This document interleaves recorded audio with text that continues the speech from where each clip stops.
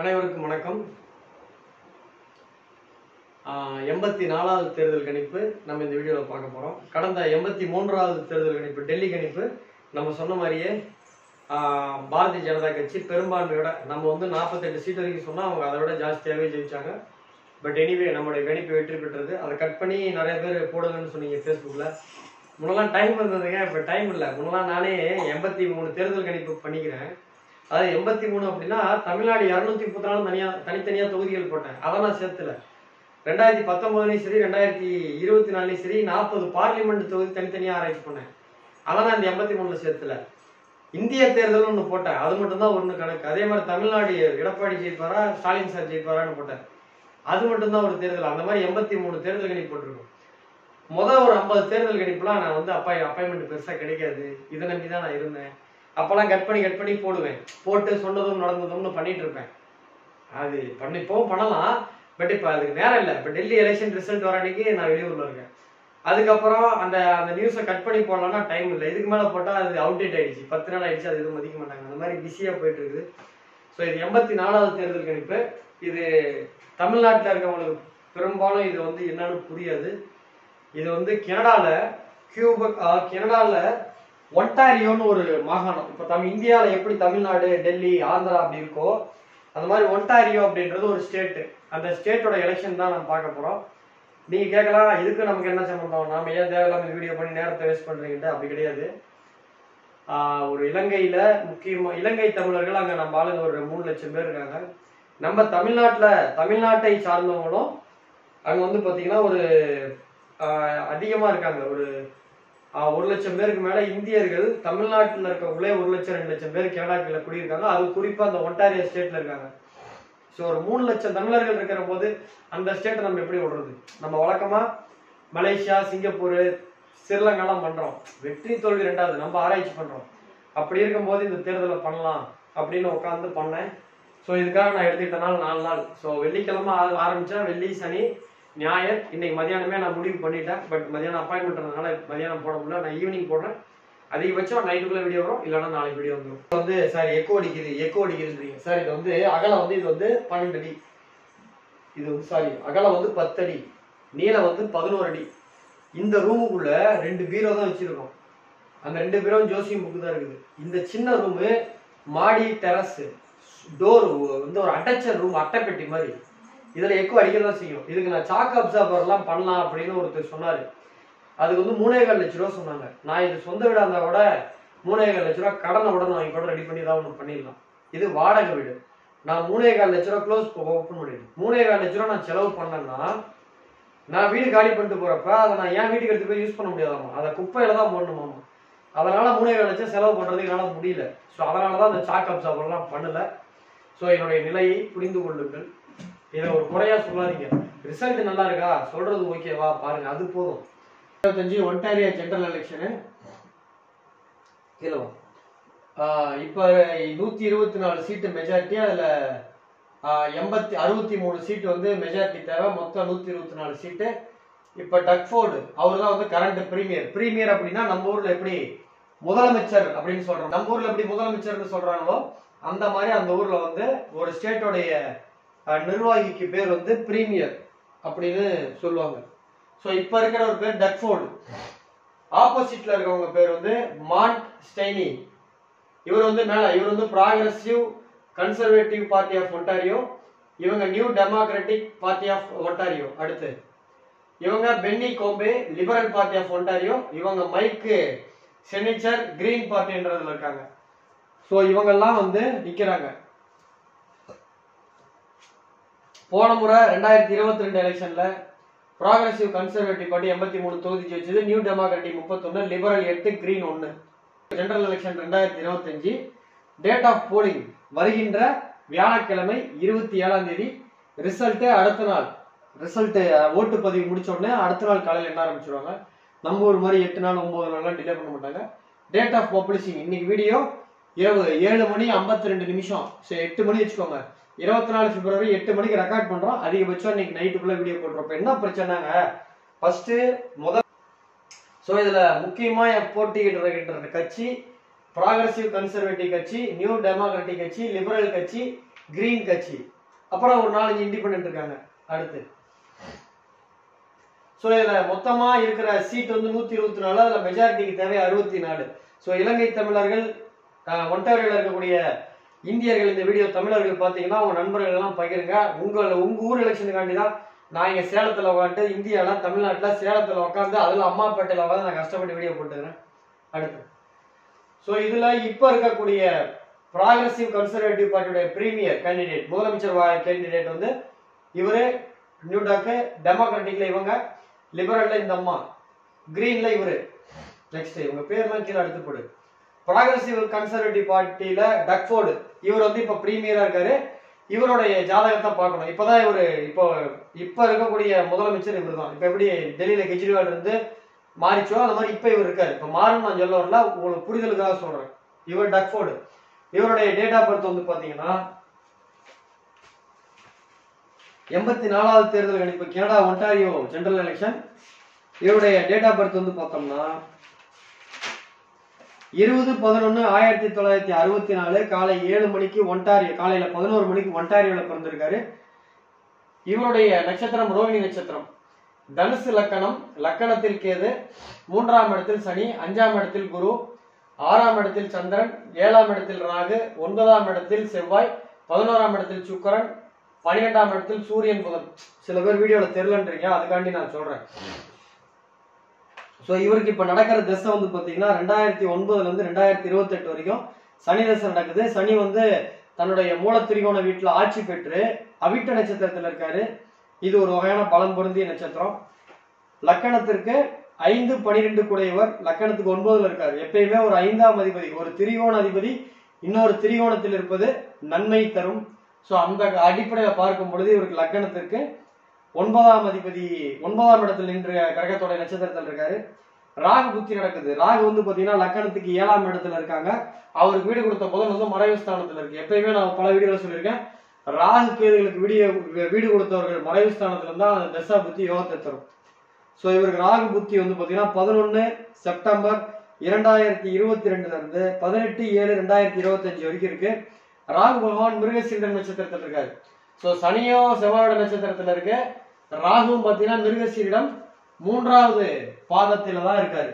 So இதுதான் வந்து அந்த ஜாதக அமைப்பு. ஸோ இவருடைய ஜாதகத்தில் இருக்கக்கூடிய பலன், பாதகம் சாதகத்தை பார்ப்போம். ஸோ முதல்ல சந்திரன் மேல குரு போறாரு. இது ஒரு நல்ல கான்செப்ட். லக்கணத்துக்கு 10ல கேதுவும், லக்கணத்துக்கு 4ல ராகு இருக்கு. எப்பயுமே நம்ம ராகு கேது லக்கணத்துக்கு 10ல போகும்போது அவர்களுக்கு மதிப்பு மரியாதை கூடும். லக்கணத்துக்கு 3ஆம் இடத்துல சனி இருக்கு. அதாவது இவருடைய ஜாதகத்துல நம்ம வந்து பாத்தீங்கன்னா, இவரோட ஜாதகத்துல நீங்க பாருங்க பரிவர்த்தனை இருக்கு. லக்கணத்திற்கு 9ஆம் இடத்துல இருக்கக்கூடிய செவ்வாய் சூரியனோட வீட்டுல இருக்காரு. லக்கணத்துக்கு 12ஆம் இடத்துல இருக்கக்கூடிய சூரியன் செவ்வாயோட வீட்டுல இருக்கு. இது ஒரு பரிவர்த்தனை. அதே மாதிரி வந்து பாத்தீங்கன்னா ராசி பரிவர்த்தனை செவ்வாயும் சூரியனும் பண்றாங்க. அதே மாதிரி வந்து பாத்தீங்கன்னா சுக்கிரன் தன்னுடைய சொந்த வீட்டுல இருக்காரு. சந்திரன் வந்து பாத்தீங்கன்னா ரோகிணி நட்சத்திரத்துல உச்சமா இருக்கு. ஒரு ஜாதகத்துல இப்போ ஒருத்தன் குழந்தை பிறக்குது, கன்சீவா இருக்காங்க, டாக்டர் வந்து இயற்கையா பிறந்தா அது சந்தோஷம், அது வந்து ரொம்ப நன்மை. இல்ல அப்படின்ட்டாங்கன்னா இந்த மாதிரி டாக்டர் வந்து குழந்தை வந்து சிசேரியன் தான் வரும், டைம் போறீங்கன்னு கேட்டாங்கன்னா, முதல்ல நான் பண்ற விஷயம், ஒரு ஜாதகத்துல 2 கிரகமாவது ஒரு பலமா இருக்கணும். அதுல ராகு கேது தோஷம், இந்த லக்கணத்துக்கு 7ல செவ்வாய் தோஷம், கல்யாணத்துல பஞ்சாயத்து, இதெல்லாம் இல்லாம போட்டாலே அது குழந்தை பொழைச்சிக்கும். அதே மாதிரி தொழில் அமைப்பு, வேலை அமைப்பு நல்லது பண்ணும். எங்க ஜாதகத்துல பாருங்க, லக்கணத்துக்கு 5ல சந்திரன் உச்சம் பலம், சனி மூல திரிகோண வீட்டுல இருக்கு பலம், லக்கணத்தில் கேது நிக்குது, அது லக்கண அதிபதி லக்கணத்தை பாக்குறாரு, அப்ப கேது பலம் பெறுது 3. லக்கணத்துக்கு 4ஆம் இடத்துல செவ்வாய், லக்கணத்துக்கு 5ஆம் இடத்துல இருக்க குரு இந்த வீட்டதிபதியை பாக்குறாரு, அப்ப குரு பலம். அப்போ லக்கணத்துல கேது பலம், சனி பலம், குரு பகவான் பலம், செவ்வாய் பலம், சந்திரன் பலம், சுக்கிரன் 11 லாபஸ்தானத்துல சொந்த வீட்டுல இருக்கு. ஒரு ஜாதகத்துல ராகுவும் கிட்டத்தட்ட பலமா தான் இருக்குது. புதனுமே ஓரளவுக்கு ஓகே தான். பரிவர்த்தனையில சூரியன் பலம் பெறுது. செவ்வாய் திரும்ப லக்கணத்துக்கு 10 வருது. பாருங்க, மேலோட்டமா இந்த ஜாதகத்தை பார்த்தா சனி மட்டும் ஆட்சி, சுக்கிரன் ஆட்சி, சந்திரன் உச்சம், 3 கிரகம் திக்பலம் தான் மேலோட்டமா தெரியும். அதாவது நீங்க ஜோசியத்துல எந்த அளவுக்கு ஆழமா போறோமோ அந்த அளவுக்கு நம்ம மேல மதிப்பு வரும். எம்பிபிஎஸ் படிச்ச டாக்டருக்கும், எம்எஸ் படிச்ச டாக்டருக்கும், டிசிஹெச் படிச்ச டாக்டருக்கும் வித்தியாசம் இருக்குது. எம்பிபிஎஸ் டாக்டர் 200 ரூபா 500 ரூபா கன்சல்டிங் ஃபீஸ் வாங்கினா, எம்எஸ் டாக்டர் ஒரு ஆபரேஷன் 25,000 வாங்குறான், எம்டி டாக்டர் ஒரு அப்பாயின்மெண்ட்டுக்கு 2,000 வாங்குறாங்க. அதே டிசிஹெச்எம் வச்சு அடுத்து நீ ரிசர்ச் பண்ண காசு. அந்த மாதிரி மேலோட்டமா நீங்க பாத்தீங்கன்னா லக்கணத்துல சனி வந்து பலம், சுக்கரன் ஆட்சி, சந்திரன் உச்சம், இவ்வளவுதான் தெரியும். ஆனா உள்ள பாருங்க சூரியன் 9ஆம் இடத்துல இருந்து ஆட்சி இருக்கிறார். அப்போ செவ்வாய் ஆட்சி. சூரியன் 12ஆம் இடத்துல இருந்து 9ஆம் இடத்துக்கு ஆட்சி பெறாரு. அப்ப சூரியன் ஆட்சி, செவ்வாய் ஆட்சி, சுக்கரன் உச்சம், சுக்கரன் ஆட்சி, சந்திரன் ஆட்சி, சனி ஆட்சி. மறுபடியும் சொல்றேன் பாருங்க, சனி ஆட்சி, சுக்கரன் ஆட்சி கிரகம், சூரியன் பரிவர்த்தனைக்கு பின்னாடி ஆட்சி, செவ்வாய் பரிவர்த்தனைக்கு பின்னாடி ஆட்சி. அப்ப 4 கிரகம் ஆட்சி, சந்திரன் உச்சம். அப்ப ஒரு ஜாதகத்துல 4 கிரகம் ஆட்சி, 1 கிரகம் உச்சம். குரு வந்து லக்கணத்துக்கு 5ல, செவ்வாய் சூரியனோட நட்சத்திரத்துல இருக்கு. அந்த சூரியனை பரிவர்த்தனைக்கு பின்னாடி சூரியன் இங்க போனதுக்கு அப்புறம் பாக்குறாரு. ஒரு கிரகம் தன் பார்வையில் விழுகின்ற கிரகத்தின் நட்சத்திரத்தில் இருந்தால் அது பலவான். அப்ப குருவும் ஆட்சி. இந்த ஜாதகத்துல எல்லா கிரகமும் ஆட்சி, புதனை தவிர. சோ இவர் புதன் மட்டும்தான், இவர் புதன் அடினா மட்டும்தான் தோப்பாருலாம். ரஷ்யா புதின் மாதிரி ஜெயிச்சுக்கிட்டே இருப்பாங்க. இந்த அமெரிக்கால சைனால இருக்காரு ஒருத்தர் பீச்சிங்கா, அந்த சிங்பிங், அந்த மாதிரி ஜாதகம்லாம். ஸோ இதெல்லாம் வந்து இந்த மாதிரி நீங்க ஆராய்ச்சி. இப்ப நிறைய பேர் கேட்கறாங்க, சார் நீங்க ஏன் வந்து வேற எலெக்ஷனுக்கு எல்லாம் போடுறீங்க, இதுக்கு 4 நாள் வேஸ்ட் பண்றீங்க, இந்த 4 நாள் நம்ம சேலத்துல சொந்த ஊர்ல இருக்கிறவங்க அப்பாயின்மெண்ட் கொடுக்கலாமே. உங்க பாயிண்ட் ஆஃப் வியூல கரெக்ட் தான். நீங்க உங்க பாயிண்ட் ஆஃப் வியூல இருந்து யோசிக்கிறீங்க. நான் என் பாயிண்ட் ஆஃப் வியூல இருந்து இந்த மாதிரி ஜாதகத்தை ஆராய்ச்சி பண்ணா தானே நம்மளுடைய அறிவு பெருகும், என்னுடைய தரத்தை நான் உயர்த்திக்க முடியும். ஸோ இப்ப நான் இன்னும் கொஞ்சம் அப்டேட் ஆகணுன்றதுக்கு தான் இந்த மாதிரி நான் வேலை செய்யறேன். ஸோ இந்த ஜாதகம் இப்ப இன்னும் ஒரு 10 வருஷம் கழிச்சு தமிழ்நாட்டில் ஒரு எம்எல்ஏ எலெக்ஷன்ல இந்த மாதிரி ஒருத்தர் ஜாதகம் பார்க்க வர்றாருன்னா நான் அடிச்சு சொல்லுவேன், நீங்க என்னைக்கா இருந்தாலும் கட்சியில பெரிய ஆளா வருவீங்க. அது ADMK, BJP, Congress, what ever, DMK, ADMK, ஏதோ ஒரு கட்சி. நாம் தமிழர், ஏன்னா போன தடவை எல்லாம் திட்டானுங்க, என்ன நீங்க நாம் தமிழர் ஒதுக்குறீங்க. எனக்கு என்னங்க இருக்கு ஒதுக்கணும்லாம், அப்படிலாம் ஒண்ணும் கிடையாதுங்க. ஜெயிச்சாதாங்க ஜெயிச்சதுன்னு சொல்ல முடியும். நீங்க 2021 எலெக்ஷன்ல ஏன் நீங்க வந்து நாம் தமிழர் கட்சி ஒண்ணு கூட சொல்லல, 2024 ஒண்ணு கூட ஜெயிக்காதுன்னா ஜெயிக்காதுன்னு தானே நான் சொல்லல. ஜெயிக்கிற மாதிரி இருந்தா நான் ஏன் சொல்லாம இருந்திருப்பேன். எனக்கெல்லாம் எந்த பாகுபாடும் கிடையாது. ஃபர்ஸ்ட் என்ன திமுக நாங்க, போன எலெக்ஷன்ல ரிசல்ட்ல நிறைய பேர் வந்து என்ன வந்து பிஜேபின்றாங்க. ஸோ எனக்கு வந்து எல்லா கட்சி ரேஷன் கார்டு, எல்லா கட்சி உறுப்பினர் கார்டு நீங்களே கொடுத்துருங்க, ரைட். ஸோ இவரோட ஜாதகம் ரொம்ப வலுவா இருக்கு. ஸோ இவருக்கு நடக்கிற தசா புத்தியும் சனி தசையில ராகு புத்தி இருக்கு, அதுவும் ரொம்ப சப்போர்ட்டா இருக்கு. கோச்சாரத்துலயும் பாருங்க, சனி மேல சனி போகுது, சனி தசை மேல சனி போகுது. இப்ப நிறைய பேர் பொதுவா சனி தசை அது ஆகாது, சனினா கெட்டவும் கிடையாது. இதுவே மேஷ லக்கணமா இருந்து சனி தசை நடந்தா நான் இவர் தோத்துருவாருன்னு சொல்லிடலாம். இப்பவும் தோக்குறாரா ஜெயிக்கிறாருன்றதை காட்டிலும் இவர் வந்து ஜெயிக்கவே மாட்டார். இப்ப கெஜ்ரிவால் ஜெயிக்கவே மாட்டார் நடிச்சு சொன்னல, நல்லா வீடியோ பார்த்தவங்க தெரியும். நான் கெஜ்ரிவாலே தோப்பாருன்னு சொன்னேன், கெஜ்ரிவால் வந்து முதலமைச்சர் ஆக மாட்டாருன்னு சொல்ல, அவரே பர்சனலா தோப்பாருன்னு சொன்னேன். தோத்துட்டாரா? சோ கெஜ்ரிவாலுக்கு எனக்கும் பிரச்சனை கிடையாது, அவர் ஜாதகத்துக்கு அவருக்கும் தான் பிரச்சனை, டைம் சரியில்லை. சோ இப்ப இதே சனி தசை, இப்ப உதாரணத்துக்கு இந்த சனி வந்து பாத்தீங்கன்னா கடக லக்கணமா இருந்தா சனி அஷ்டமாதிபதி, இதுவே மேஷ லக்கணமா இருந்தா இவர் பாதகாதிபதி, இதுவே சிம்ம லக்கணமா இருந்தா இவர் மாரகாதிபதி. நான் வேற மாதிரி பலன் சொல்லியிருப்பேன். இவருக்கு யோகா தானே வருதுங்க, 3 கூட இவர் தானே, இது நல்லதானே. ஸோ இவர் ஜாதகம் நல்லா இருக்கு. அடுத்து இவருக்கு யாரெல்லாம் டஃப் ஃபைட் கொடுக்குறாங்க அப்படின்னு பார்க்கும்போது மொத்தம் 4 பேருங்க. அந்த 4 பேர்த்துல 4 பேரு, அதாவது progressive conservative party, Ontario democratic party, Ontario liberal party, அதே மாதிரி வந்து பாத்தீங்கன்னா, அதாவது அந்த ஒன்டாரியோ லிபரல் பார்ட்டின்றது தான் அங்க கனடாவோட பிரைம் மினிஸ்டர், நம்ம எல்லாம் தமிழ்நாட்டுக்காரன்னு சொல்லிட்டு இருக்கிற பொங்கல் வாழ்த்து தெரிவிச்சாரு ஜஸ்டின் ட்ரூடோ, அவருடைய பார்ட்டி. 4 பேர் நிக்கிறாங்க. அதுல இவருக்கு பலமான ஓரளவுக்கு டஃப் ஃபைட் கொடுக்கறது. இப்ப தமிழ்நாட்டுல ஸ்டாலினுக்கு 2021 எடப்பாடி சார் டஃப் ஃபைட் கொடுத்தாரு. இப்போ டெல்லி எலெக்ஷன்ல பிஜேபிக்கு டஃப் ஃபைட் கெஜ்ரிவால் தான் கிட்டத்தட்ட கொடுத்தாங்க. அந்த மாதிரி இந்த இவருக்கு டஃப் ஃபைட் கொடுக்குறவங்க வந்து இந்த அம்மா தான், போனி குரோம்பி. 5 பிப்ரவரி 1960 பிறந்தாங்க. காலை 11 மணிக்கு டொரண்டோ, ஒன்டாரியோ மாகாணத்துல டொரண்டோன்ற சிட்டியில பிறந்தாங்க. இவங்களுக்கு மேஷ ஜாதகத்தை வருவோம். இவங்க ஜாதகத்தை ஆராய்ச்சி பண்ணும்போது இவங்க ஜாதகம் கிட்டத்தட்ட நல்ல ஜாதகம் தான். மேஷ லக்கணம், லக்கணத்துக்கு 2ல சந்திரன், 6ல ராகு. இவர் டேட் ஆஃப் பர்த் 5 பிப்ரவரி 1960 காலை 11 மணிக்கு பிறந்திருக்காங்க. ஒன்டாரியோல. லக்கணம் மேஷ லக்கணம், 2ஆம் இடத்துல சந்திரன், 6ஆம் இடத்துல ராகு, 9ஆம் இடத்துல சுக்கரன், செவ்வாய், குரு, சனி, 10ஆம் இடத்துல சூரியன், புதன், 12ல கேது. இங்க பாருங்க, இவங்க ஜாதகத்துல பாருங்க பலம். இப்ப நம்ம நினைப்போம் இதெல்லாம் ஜாதகம் எல்லாம் ஒண்ணும் கிடையாது, அதெல்லாம் பொய், நிறைய பேர் பேசுறாங்க, நம்ம அவங்க கிட்ட எல்லாம் போய் நிரூபிக்க முடியல. ஏன் அப்படி நிரூபிக்க முடியல அப்படின்னா இதுல நம்மளால உறுதியா சொல்ல முடியல, அதான் பிரச்சனை. இப்ப நானே வந்து இப்ப ஐபிஎல் போன வருஷம் ஐபிஎல்ல 72 மேட்ச், நான் 72 மேட்சுக்கும் ப்ரெடிக்ஷன் கொடுத்தேன். என்னோட யூடியூப் டெலிகிராம் சேனல் வச்சிருக்கேன். அதுல 57 மேட்ச் தான் ஜெயிச்சுது. அப்ப 72ல 57னா கிட்டத்தட்ட ஒரு 16 மேட்ச் தோத்து போச்சு. இங்க என்ன பிரச்சனைனா உறுதியா சொல்ல முடியலன்றதுனால அவங்க நம்ம வந்து 53 ஜெயிச்சதையும் ஃப்ளூக்குன்ற மாதிரி சொல்லிடுறாங்க. இப்போ இந்த ஜாதகத்தை பாருங்க, லக்கணத்துக்கு 2ல சந்திரன் பலம், லக்கணத்துக்கு 9ல குரு பலம், லக்கணத்துக்கு 10ல சூரியன் திக்பலம். ஓகேவா? இப்ப இங்க சனி வந்து நமக்கு மேம்போக்கா பார்த்தா இது பலம் இல்லாத மாதிரி தான் தெரியும். ஆனா சனிக்கு மட்டும் தன்னோட கூட சேர்கின்ற சனிக்கு மட்டும் இந்த விதி, சனி பகவான் ஒரு ராசியில் தன் கூட இருக்கக்கூடிய கிரகத்தின் நட்சத்திரத்தில் நின்றால் அவர் பலவான். இங்க சனி வந்து பாத்தீங்கன்னா சுக்கரனோட இருக்காரு. சனி பாருங்க பூரண நட்சத்திரத்தில் இருக்காங்க. அப்ப இந்த சனி இந்த ஜாதகத்துல பலம். சுக்கரன் வந்து பாருங்க சொந்த நட்சத்திரத்தில் இருக்கு. மேலோட்டமா ஜோசி நான் சாதாரணமா ஒரு டிரைவர் இருந்தா கூட, ஆட்டோ டிரைவர் இருந்தா கூட இப்படித்தான் பார்க்கணும். ஒரு சின்ன விஷயம் தற்பெருமான்னு நினைச்சு கூடாது. நீங்க நினைச்சுக்கிட்டா என்னை பத்தி கவலை கிடையாது, நான் இது உண்மையதான் சொல்றேன். 2021 இந்த கோவிட் பீக்ல போச்சு பாத்தீங்களா, ஸ்டாலின் முதலமைச்சர் ஆனோடனே ஒரு 15 நாள் 20 நாள் லாக்டவுன் போட்டு நிறைய பேர் செத்து போனது தெரியுங்களா. அப்போ என்னுடைய கிளைண்ட் ஒருத்தர் மணிவண்ணன் சொல்லி சிங்கப்பூர்ல இருக்காரு. அவர் வந்து ஒரு சாதாரண வெல்டிங் பண்றவர், பட்டுக்கோட்டைக்காரரு. அவர் இந்த வீடியோ பாக்குறாரான்னு தெரியல, ஆனா நான் உண்மைதான் சொல்றேன், அவர் கோச்சிக்க மாட்டார். அவர் வந்து என்கிட்ட ஜாதகம் பாக்குறதுக்கு ஃபோன் பண்றாரு. அண்ணா இந்த மாதிரி கொரோனா பீக்ல போயிட்டு இருக்குன்னா நான் ஊருக்கு வந்துடலான்னு இருக்கேன், வேலையும் போயிடுச்சுன்னு அப்படின்னு எனக்கு ஃபோன் பண்றாரு.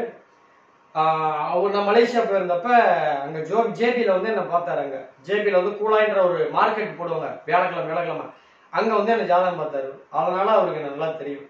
அவர் வந்து என்கிட்ட கேட்கிறாரு, நான் வேணாங்க உங்க ஜாதகத்துல இன்னும் ஒரு 8 வாரம் பொறுங்க, 2021 அக்டோபருக்கு அப்புறம் உங்களுக்கு வந்து குரு தசை வருது, குரு உங்க லக்கணத்துக்கு பலமா இருக்கு. அவர் வந்து என்ன சார் குரு வந்து என் ஜாதகத்துல 8ல மறைஞ்சிருக்கு, ஐயோ ஆராய்ச்சி பண்ணாதீங்க, உங்க ஜாதகத்துல ஒரு வகையில குரு பலமா தான் இருக்குது அப்படின்னு. என் பேச்சை கேட்டு அவர் ஊருக்கு வரல. ஒரு 2 வாரம் அங்க இருந்தார். ஒரு 4 வாரம் தாக்கு பிடிச்சாரு. அந்த ஊர்ல ஒரு ஹாஸ்பிட்டல்ல இவருக்கு வேலை போயிடுச்சு. வேலைன்னா இங்க இல்ல, வேலை இல்ல. அதனால இவங்களுக்கு முதலாளி ஊருக்கு போறதுக்கு டிக்கெட் போட்டாங்க. இவர் வேணும்னு அந்த காசு வாங்கிட்டு ஊர்ல இருந்துட்டாரு. அந்த ஒரு ஹாஸ்பிட்டல்ல வந்து டிரைவர் தேவை, ஆம்புலன்ஸ் டிரைவர் தேவைன்னு கேட்கறாங்க. இவர்கிட்ட சிங்கப்பூர் லைசன்ஸ் இல்ல. ஆனா நீங்க போய் ட்ரை பண்ணுங்க, கிடைச்சாலும் கிடைக்கும்னு சொல்றேன். இவர் போறாரு. மொத்தமே 4 பேர் தான் வந்திருக்காங்க. 4 டிரைவர் தேவை, இவர்கிட்ட லைசன்ஸ் இல்ல. உடனே அந்த ஹாஸ்பிட்டல் நிர்வாகமே இவருக்கு லைசன்ஸ் எடுக்கிறதுக்கான சூழ்நிலைகளை உருவாக்கி, அங்க பிஆர் இருந்தா மட்டும்தான் லைசன்ஸ் எடுக்க முடியும். ஒரு எமர்ஜென்சி இந்த மாதிரி ஹாஸ்பிட்டலுக்குன்னு சொல்லி ஏதோ பண்ணி லைசன்ஸ் எடுத்து கொடுத்து அவர் அங்க 1.5 வருஷம் வேலை செஞ்சாரு. அதை சம்பாதிச்ச படத்திலேயே அங்க ஒரு சின்னதா ஒரு உணவகம், ஹோட்டல், சின்னதா ஒரு காலையில வாக்கிங் போற இடத்துல அவுள் சுண்டல் மாதிரி ஒரு உணவகம் வச்சு இன்னைக்கு டெவலப் ஆயிட்டாரு. ஸோ ஒரு சாதாரண ஆளு பார்க்கும்போது கூட இப்படி டீப்பா தான் பார்க்கணும்.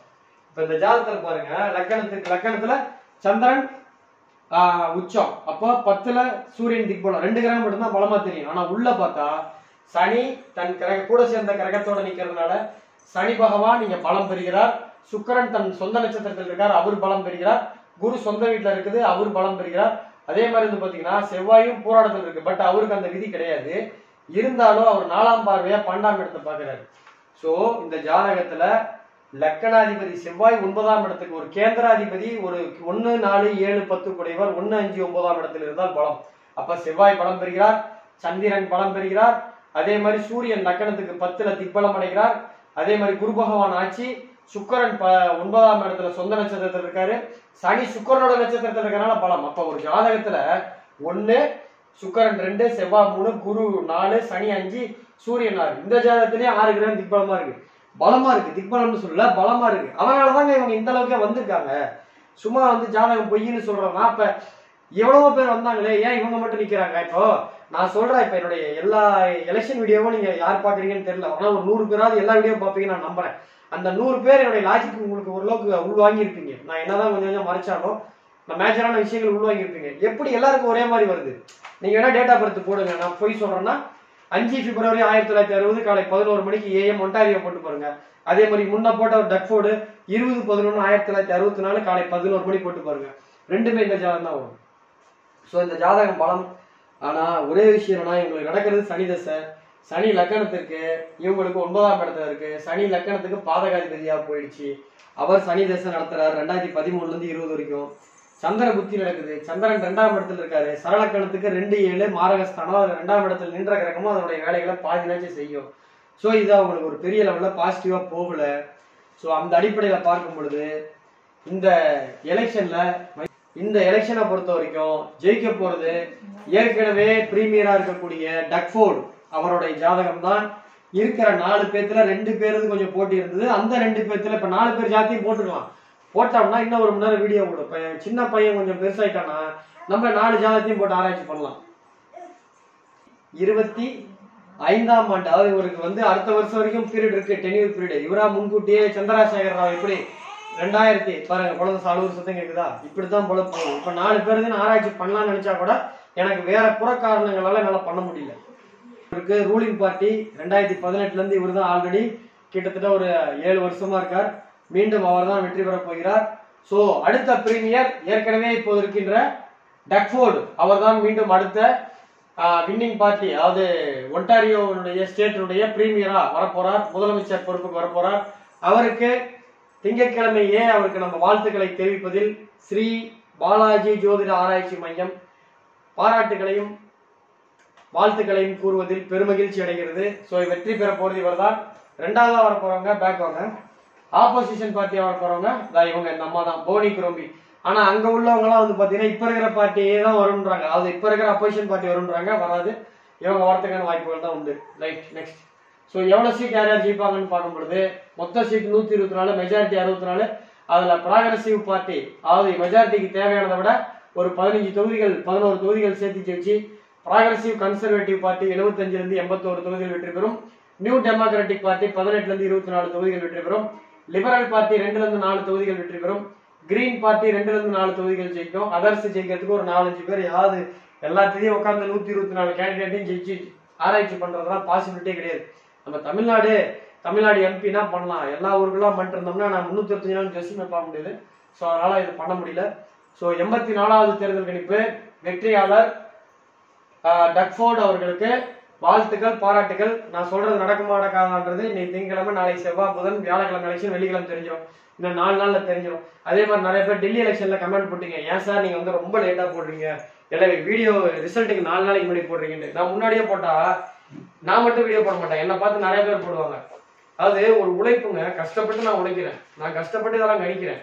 ஆனா என்கிட்ட பொருளாதாரம் பெருசா கிடையாது. ஆனா பொருளாதாரத்துல பலமா இருக்கக்கூடிய சில பேர் சென்னையிலே வசிக்கிறவங்க, நிறைய யூடியூப் வந்துருச்சு. தெரு இருக்கு பாத்தீங்களா, தெருவுக்கு 2 யூடியூப் சேனல் இருக்கு சென்னையில. அங்க சப்ஸ்கிரைபர் நிறைய வச்சிருக்க சேனல்ல காசை கொடுத்து அவங்க ப்ரோக்ராம் பண்றாங்க. நம்ம சொன்ன கருத்தை அவங்க பேசுறாங்க. அப்ப நம்ம வீடியோ வியூஸ் கூட அவங்களுக்கு அதிகம் போகுது. ரிசல்ட் வந்ததுக்கு அப்புறம் அவங்களும் நம்மளுடைய உழைப்பா அவங்க கிளைம் பண்ணிக்கிறாங்க, நான் சொன்ன பத்தி நடந்துச்சு பத்தி அப்படின்னு. அதாவது இது வந்து ரொம்ப சிறுபலத்தனமா இருக்கு. அது ஒரு தடவை நடந்துருச்சு, அவன் யாருன்னு நான் சொல்ல விரும்பல. அதனாலதான் நான் இப்ப லாஸ்ட் மினிட்ல கொடுக்குறேன். முன்னெல்லாம் 2018க்கு முன்னாடி எல்லாம் தெரியும், 20 நாளைக்கு முன்னாடி நான் வீடியோ போடுவேன். 2018 குஜராத் எலெக்ஷன்லாம் நான் 1 மாசத்துக்கு முன்னாடி வீடியோ போட்டேன். ஸோ அது மாதிரி பண்ண முடியல. ஸோ இதை நீங்க புரிஞ்சுக்குவீங்கன்னு நினைக்கிறேன். அதாவது ஒரு ஜோதிடம் நான் குறை சொல்றேன்னு நினைக்காதீங்க. என்னுடைய உழைப்பை இன்னொருத்தர் திருடும் போது அது ஒரு ஜோசி ஆராய்ச்சியாளர் தான் நீங்க என் இடத்துல இருந்து யோசிச்சு பாருங்க. கஷ்டமா இருக்கும், நம்ம கஷ்டப்பட்டு பண்றோம். அதை நம்ம வீடியோ போட்ட அடுத்த நாளே காப்பி, இப்ப காப்பி அடிக்க முடியாது. இப்ப நான் திங்கக்கிழமை வீடியோ போடுறேன், இன்னும் 2 நாள் தான் இருக்குது. இன்னும் 2 நாளைக்கு அப்புறம் அவங்க ரெடி பண்ணி போட்டாலும் வீடியோ என் வீடியோ பார்க்கறவங்களுக்கு தெரிஞ்சு போயிடும். அதனாலதான் நான் லாஸ்டா போடுறேன். ஸோ இனி வரக்கூடிய காலங்கள்லாம் கொஞ்சம் சீக்கிரமா நான் போடுறேன். பட் என்ன பிரச்சனை, என் வீடியோ நிறைய பேர் பார்த்தா பிரச்சனை கிடையாது, என்னது போக மாட்டேங்குது, அவங்களுக்கு போயிடுது.